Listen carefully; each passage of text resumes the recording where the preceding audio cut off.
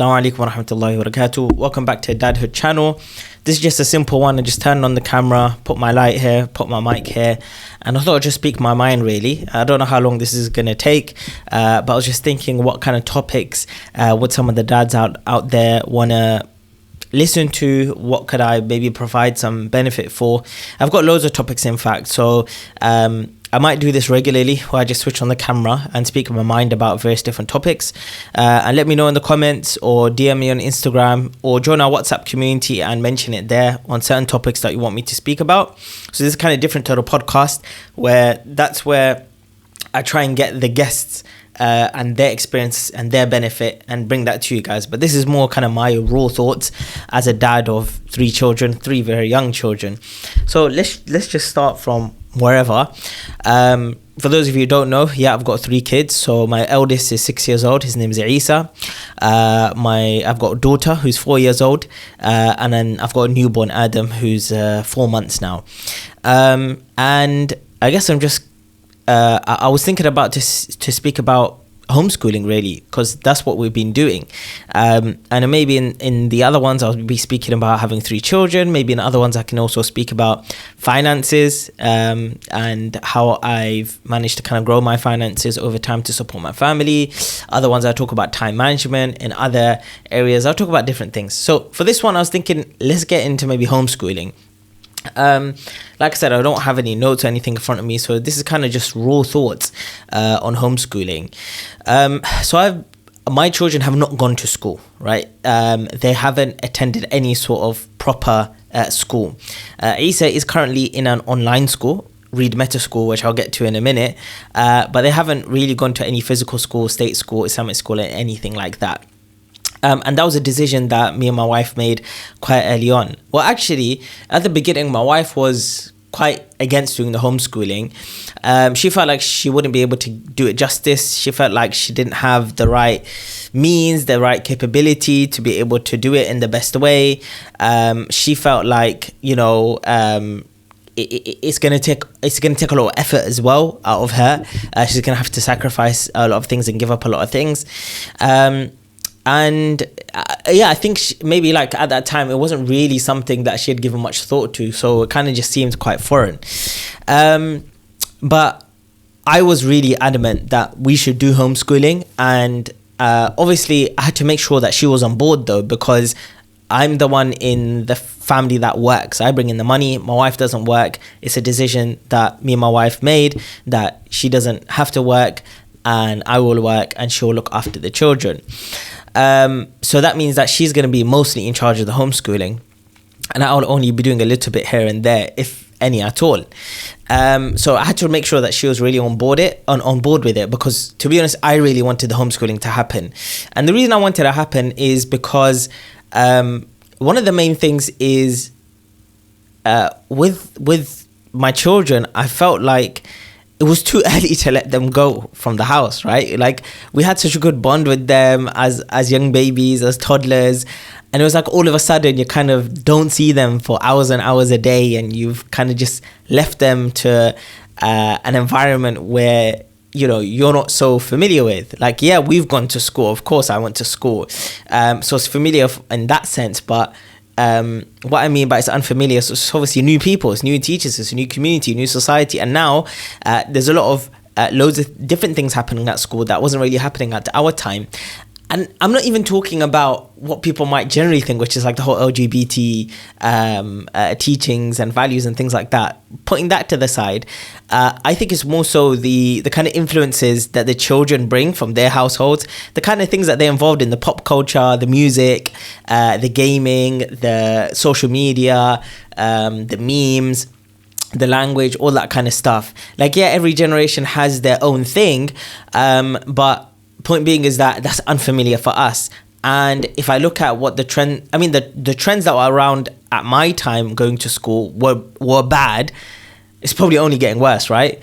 And so I was like really adamant that we should kind of keep them in the family environment. You know, let's spend more time with our children. Let's make sure that they still have a bond with us. Let's make sure that they look up to us as their role models. Let's make sure that we only have a few years. Like, by the time your children are like 9-10 years old, they don't really want anything to do with their parents. They don't see their parents as important in their life anymore, because they're going through a certain development where their peers are more important to them, which is natural. And when you know that's going to happen in a few years' time, why wouldn't you want to utilize those first few infant years and make sure that you have like a staple inside your children's life, and you have such a good bond and relationship with them? And you know, I felt like it would be a great way to help my child mature into the years where they want to become more independent. So if I know by 9, 10, 11 years old they want to become more independent, then I can use the earlier years to really set them up for that for that time to be independent. And they're not going to learn the maturity to be independent from people of their own age that they spend time with in school. They're going to learn that from elders. So if they spend time with their mum, their dad, and their other family members during the day, and going out and meeting other people in the world, in society, that will mature them and get them ready for that independent stage that they want to be at. And of course, just doing the research, and I'm not really going to put links in this. Like I said, it's just like an off-the-cuff video. But you can do your own research. Just ChatGPT out there, Gemini, whatever it is that you use, your AI tools. You can do the research and see how beneficial homeschooling is academically for children. So you can go and check those figures out for yourself. So overall, I just felt like even if it's for a few years, I think it's going to be highly beneficial for us as a family and for my kids in terms of their academic growth and their maturity and their character development. So alhamdulillah, you know, after lots of talking about it, my wife was on board and we started the homeschooling. Now, how did we start the homeschooling? There's a few different methods you can go about it. So there's like a method of unschooling, which is like you don't follow any like educational structure at all. It's more like child-led education. It's more play. And even if you do cover like academic subjects, it's not done in a school fashion. So it's not covering the national curriculum. It's not done with like worksheets and workbooks and textbooks. It's all done in a very, very natural, organic way, you could say. So that's one way of doing it. Another way of doing it is you just replicate school but at home, right? So they follow the national curriculum, they have a timetable, they have their books, they have their textbooks. Maybe even you bring in teachers like tutors into your home or through like online means, and they kind of get through everything they would get through, but you just do it all at home. And our approach was like somewhere in between, where there was definitely certain subjects that we wanted to identify as like key subjects that we want them to learn, we want them to progress in. The key skills, you know, reading, writing, maths, logic through like science and experiments, what other things? Those are kind of the core sort of skills, I guess, that we wanted our children to learn, at least in the first few years. So we knew that we're going to focus on those skills. But of course, recognizing that they're quite young. Like we started homeschooling even before they were like ready to go to, kind of around the age that they're ready to go to nursery. So not even reception or year one. So we had to recognize that they are, young as well. So they should be afforded time to play, and those children at those young ages do learn best through play as well. But there is obviously certain skills that we want them to learn and adopt as well. So we kind of took an approach in between. So when it came time to do like certain skills, we did find those resources. So we did have textbooks on writing, so where they could trace out certain letters. We had we bought the reading levels that you get from I think it's Oxford do like a reading level, so you get like a pack of like different books, takes you through from the beginning of like phonics all the way through to like reading full sentences. So you wanted them to get through that. We had like maths textbooks teaching different numbers, then equations, and getting harder and harder as it goes along. But then we implemented those things into play as well. So we bought a lot of educational toys for them when we would go out to the park with them. When I say we, I really mean my wife did most of this, but alhamdulillah, I was still involved in many aspects, and I was involved also in terms of shaping some of this stuff as well, and giving my wife the support wherever she needs it. So, taking them out to the park and pointing things out, counting how many swings there are, or going to the shops with them and getting them to figure out how much certain things cost and how much change they would get from this. Picking up leaves along the way and identifying the different types of leaves, the colors in the leaves, taking them home and doing an art project with the leaves, right? Collecting sticks, doing role plays in the park, getting them to read certain road name signs. So we're kind of implementing all those key skills that we want to do, but just through the play as well. So that's kind of how we started the homeschooling. And a lot of people get scared. They're like, oh my gosh, how am I going to fill up all the time? And how am I going to teach them everything? But what I always tell people is homeschooling at the beginning is just really easy. Like, it's just play. It's just making sure that your kids are getting value from you, like that you're able to show them the world, that you're able to expose them to reading and writing and maths and all these kind of things in a very minuscule way. You don't have to go out of your way and do loads of things and create a very structured timetable and make a whole room as like a study space and buy all of these books and take them to the library and the museum and this and that and spend a lot of money on trips. Really, the first few years, you don't need to do that. The first few years is just about play, bonding, and getting the foundations of those key skills. And that can be done through loads of free resources online. And that can be just through your own parenting intuition as well. And it doesn't take a long time. You don't have to spend the whole day doing homeschooling. In fact, what we agreed upon is that there's only going to be like 2 to 3 hours of like study time, and the rest of the time is just going to be play. And they had a lot of free time as well. And on the point of free time, I'm going to go on a tangent, whatever. It's just off the cuff, like I said. Free play is really important for children. Like, I feel like a lot of parents want to create a structure for everything, right? Like, even their hobbies should be super structured in their parents' mind, and all their play should be super structured, and they choose like very particular things for them to do in their free time. But free time should be free. It should be like without any structure to it. That's important for children, to have unstructured time as well. Yes, they need to have routines, but they also need to have unstructured time where they can just pull out whatever toys they want at that time and build whatever they want with those toys and play with them however they want to play with them. And that gets their creativity going, right? You give them toys and you expect them to play with the toys in a particular way.